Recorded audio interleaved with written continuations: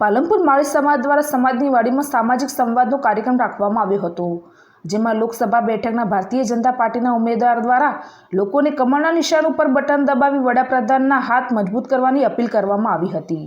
લોકસભાની ચૂંટણીના દિવસો જેમ જેમ નજીક આવી રહ્યા છે તેમ તેમ ઉમેદવારો દ્વારા પણ પ્રચાર પ્રસાર તેજ બનાવવામાં આવી રહ્યો છે અને પોતાના તરફ મતદાન થાય તેવો પ્રયાસ હાથ ધરવામાં આવી રહ્યો છે। ત્યારે પાલનપુર ખાતે માળી સમાજની વાડી ખાતે સામાજિક સંવાદનો કાર્યક્રમ રાખવામાં આવ્યો હતો, જેમાં મોટી સંખ્યામાં સમાજના લોકો ઉપસ્થિત રહ્યા હતા।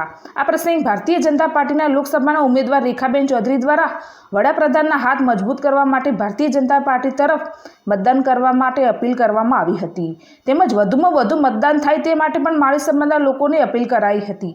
આ પ્રસંગે પાલનપુરના ધારાસભ્ય અનિકેતભાઈ ઠાકર, વેર હાઉસિંગ બોર્ડના પૂર્વ ચેરમેન મગનલાલ માળી સહિત મોટી સંખ્યામાં માળી સમાજના લોકો ઉપસ્થિત રહ્યા હતા।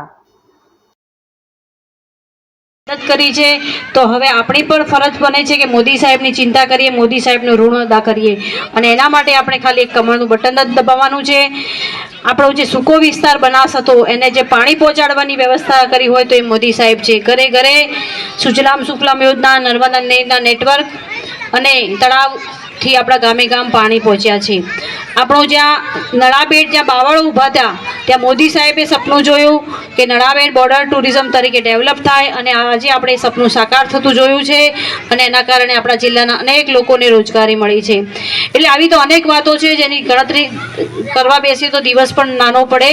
એટલે મારે આપ સૌને એક જ અપીલ કરવી છે કે આ જે ચૂંટણી આવી છે એ મોદી સાહેબની ચૂંટણી છે। મોદી સાહેબના વિકાસને આગળ લઈ જવાનો છે। મોદી સાહેબને દેશના ત્રીજી વખત વડાપ્રધાન બનાવવા માટેની ચૂંટણી છે।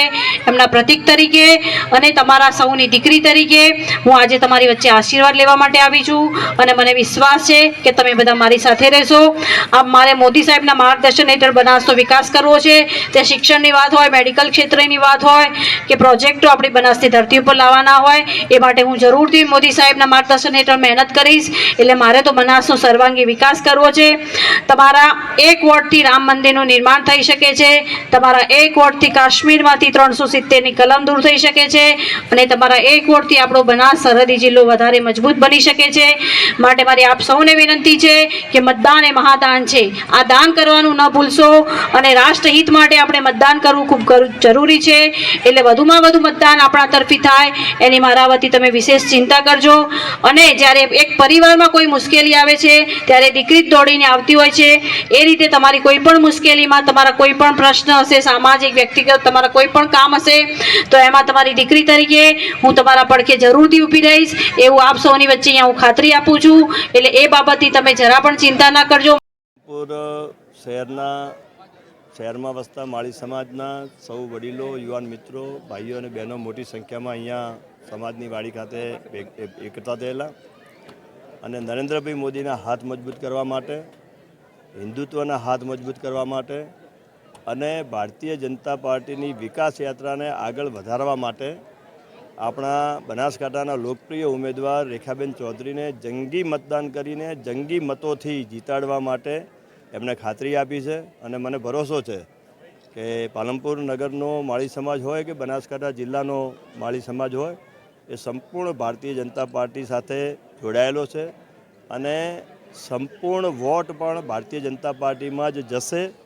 સાથે સાથે નરેન્દ્રભાઈ મોદી સાહેબ 1 તારીખે ડીસા ખાતે આવે છે તો ત્યાં પણ વિશાળ સંખ્યામાં તમામ લોકો આવે એવી પણ આપના માધ્યમથી વિનંતી કરું છું। ભારત માતા કી જય।